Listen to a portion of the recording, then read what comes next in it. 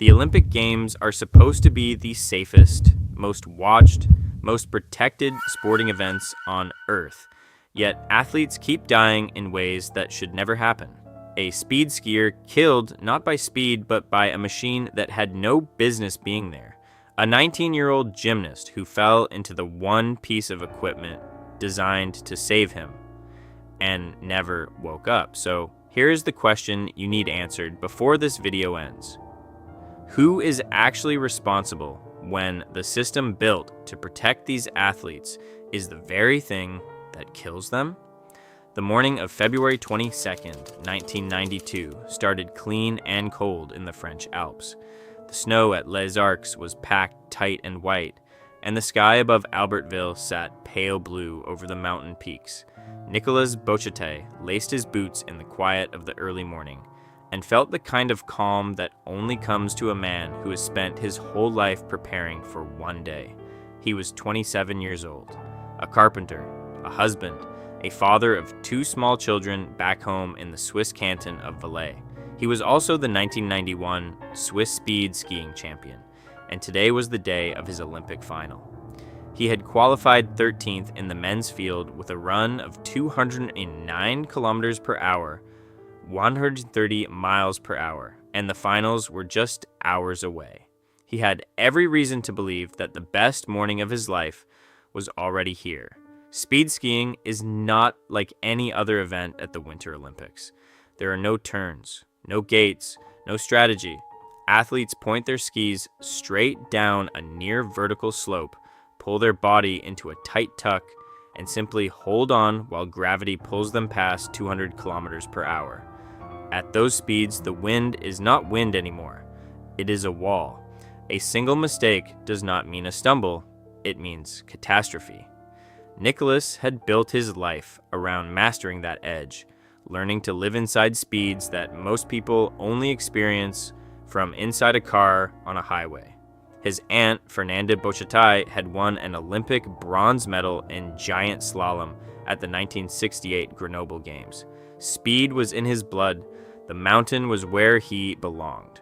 To understand how much the Olympics meant to Nicolas Bochatay, you have to understand what speed skiing was in 1992. It was a demonstration sport, not yet a full medal event, but on the program for the first time in Olympic history, included as a showcase for what was possible on a mountain. This was the audition. This was the moment the sport was trying to prove it deserved to stand next to alpine skiing and ski jumping and everything else the world already knew. Every athlete in that field understood they were not just competing for themselves. They were competing for the future of their sport. Nicolas had 209 kilometers per hour on the qualifying board and a career built around being the best in Switzerland. He had every reason to believe he was about to be part of something historic. At 9:30 in the morning, he went out for a warm-up run. This was routine. Every athlete in every sport warms up before competing. He was on a public slope beside the official course, skiing alongside his teammate Pierre-Yves Joron and 3 American team members. The snow was firm. Visibility was perfect. There was nothing about that morning that said danger was close. Then Nicolas went airborne over a small hill in the terrain. He left the ground for just a moment, a normal hop on a normal slope. And when he came down on the other side, there was a snowcat sitting directly in his path, a massive snow grooming machine, iron and steel, sitting in the dark shadow of that hill where no skier could see it until it was already too late. Nicolas struck it at full speed. He was killed instantly. His wife and parents were somewhere on that mountain when it happened, waiting for the finals that their husband and son would never reach. You think you know where this story goes, but the investigation that followed raised questions nobody in the sport was ready to answer. Hit subscribe and don't move, because what comes next will make you question everything you thought you knew about who was really responsible that morning. The speed skiing finals went ahead that afternoon, as if the mountain had not just taken a man's life. The IOC and the organizing committee did not cancel. The races ran. times were posted, a winner was crowned. Two of Nicolas' Swiss teammates, Pierre-Yves Joran and Roger Stump, refused to compete. They had been skiing beside him when it happened, and Joran later said he had crested that same small hill and barely missed the machine himself, by a margin so thin it made him sick to think about. A third Swiss teammate, Silvano Meli, chose to race anyway and finished 9th. The competition moved on the way competitions always do, with the quiet efficiency of a machine that does not stop for grief. IOC President Juan Antonio Samaranch went to the Bochatay family personally to offer his condolences. Jean-Claude Killy, the legendary French skier who co-chaired the organizing committee, did the same. An official investigation was opened, and then the accounts began to split apart in ways that no investigation ever fully resolved. The organizing committee said the snowcat had its flashing warning lights on and its siren running, that it had been moving uphill toward the skiers as they came down, visible to anyone paying attention. The Swiss team said the machine had been sitting completely still behind the hill with no lights and no siren, invisible until it was too late. Joran's testimony pointed to something sudden and completely unforeseeable. 2 stories, 1 dead man, no final answer. What is certain is this: a 20-ton grooming machine was operating on a public slope at the exact time and place where a group of elite athletes were known to be warming up. Someone had scheduled that machine. Someone had cleared that slope for operations.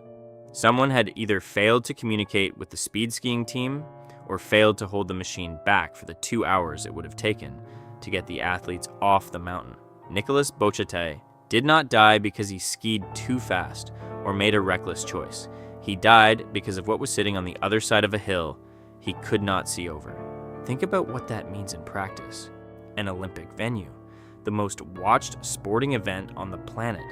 Hundreds of officials, organizers, safety coordinators, course workers, and somewhere inside all of that infrastructure, a gap so simple and so preventable that it should embarrass every person who signed off on the morning schedule.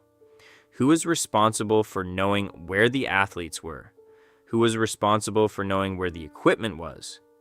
Those are not complicated questions. They are the most basic questions any event organizer has to answer before anyone sets foot on a mountain.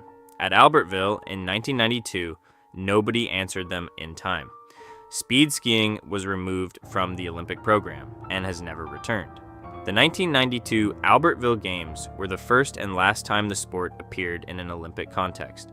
The decision came quickly, and it was framed as a reflection on the inherent danger of an event where athletes routinely exceed 200 kilometers per hour. But that framing was convenient, because the danger that killed Nicolas Bochatay had nothing to do with his speed. He was on a warm-up run. He was not going 200 kilometers per hour. He was killed by a scheduling failure, a communication breakdown, and a 20-ton machine that should not have been on that slope while athletes were present. Removing the sport from the Olympics did not address any of those things. It just made sure the question would never be asked at an Olympic venue again.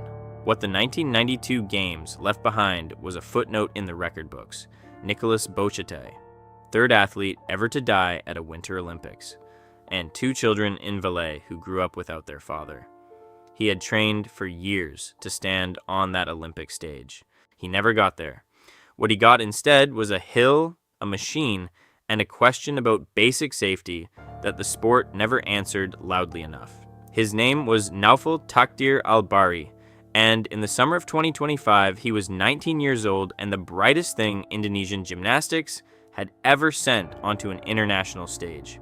He came from a country where gymnastics wasn't yet a powerhouse sport, where the equipment was limited and the pathway to the world stage was narrow and steep. Naufal had walked that path anyway. 3 months before his death, he made his major international debut at the Asian Championships in South Korea, competing on floor exercise and pommel horse, and the Indonesian Federation saw in him the future of their program. The 2028 Los Angeles Olympics were 3 years away. There was a world championship coming in October in Jakarta, on home soil, in front of his own people. Everything was lined up. Every door was open. To understand what Naufal represented to Indonesian gymnastics, you have to understand the size of the gap he was trying to close. Indonesia is a nation of nearly 300 million people. It has produced world-class athletes in badminton and weightlifting and combat sports. But gymnastics, the kind of gymnastics that wins medals at world championships and Olympic Games, requires decades of institutional investment, specialized equipment, coaching pipelines, decades of development work that most wealthy gymnastics nations started long before Naufal was born. He was trying to compress all of that into a career, to be the person who proved it was possible, to be the name Indonesian gymnastics pointed to when the next generation needed a reason to believe. To prepare for the World Championship, Naufal traveled to Penza, a city in western Russia, for a national team training camp at the Berdysy Sports Palace. This was not unusual. Young gymnasts from developing programs travel abroad to access better equipment and coaching. It is how athletes from smaller nations close the gap between themselves and the programs that have been building for generations. Penza had what Naufal needed. The facility was real, the coaching was serious, and the apparatus he was working on, the high bar, was standard Olympic equipment. The high bar is one of gymnastics' most spectacular events. Athletes swing around a steel bar nearly 3 meters off the ground, releasing at full speed and catching again blind, trusting their bodies to find the bar exactly where physics says it will be. The release moves, the ones where a gymnast lets go entirely and flies through the air, are the moments that make crowds hold their breath. They are also the moments where training is everything, where the difference between a clean catch and a fall is measured in fractions of a degree, fractions of a second, the exact position of a shoulder or a wrist at the top of the swing. To learn new release skills safely, training gyms use foam pits, deep wells filled with foam blocks where gymnasts can land without the full impact of a hard mat. The foam pit is the safety net. It is the place you go when you are learning something new and your body is not yet certain it can stick the landing. It is designed for exactly this kind of training. At exactly this kind of moment, for exactly this kind of athlete, it is supposed to be where nothing bad can happen. Naufal was working on a complex element on the high bar when the release went wrong. He fell into the foam pit. Not onto a hard floor, not over a barrier, into the safety zone, the designed to protect you zone, the one piece of equipment in the gym built specifically for this exact situation. But foam pits are not as forgiving as they look. Enter at the wrong angle, land on your neck instead of your back, and the foam that was supposed to absorb you can compress your spine in ways that cannot be undone. Naufal hit the pit wrong. The injury to his neck was severe. He was rushed to GA Zakarian Hospital in Penza and placed in intensive care. For 12 days, his family waited. The Indonesian Federation waited. The gymnastics world, which had only just learned his name 3 months earlier, waited with them. Updates came slowly and said little. The picture that emerged was of a young man with a serious spinal injury in a hospital far from home, surrounded by people doing everything they could while the people who loved him most were thousands of miles away and could do nothing at all. And then, on September 25th, 2025, Naufal Takdir Albari died. He was 19 years old. He had competed internationally exactly once. The World Championships in Jakarta opened in October of 2025, and a moment of silence was held for Naufal before the competition began. His teammates competed on the same apparatus, in the same city, in front of the same crowd that had been waiting to cheer for him. The Indonesian Federation posted on Instagram during the event, "Today, we remember Naufal Takdir Albari, whose dream was to compete on this arena. He never did. The Russian Federation's official statement said Naufal wasn't prepared to perform such a complex element. Those words hit Indonesia like a second blow, because if that statement was true, if the coaches in that gym in Penza already knew that element was beyond where Naufal was, then the question is not how the accident happened. The question is why he was on that bar in the first place. That question has followed gymnastics for decades. It is the question behind every injury that happens in training camps far from home. Every moment where a young athlete is pushed toward a skill they have not fully earned. Every coach who looks at a competition schedule and works backward from the date instead of forward from the athlete. The pressure to be ready for a world championship does not disappear because an athlete is 19 years old and still learning. In some systems, it gets heavier, because the schedule does not care how old you are. The judges do not grade on development curves. And sometimes the people holding the stopwatch decide that the risk of attempting something too soon is worth taking, even though they are not the ones who will absorb the consequence if it goes wrong. Nicolas Bochatay and Naufal Takdir Albari did not die because they were reckless.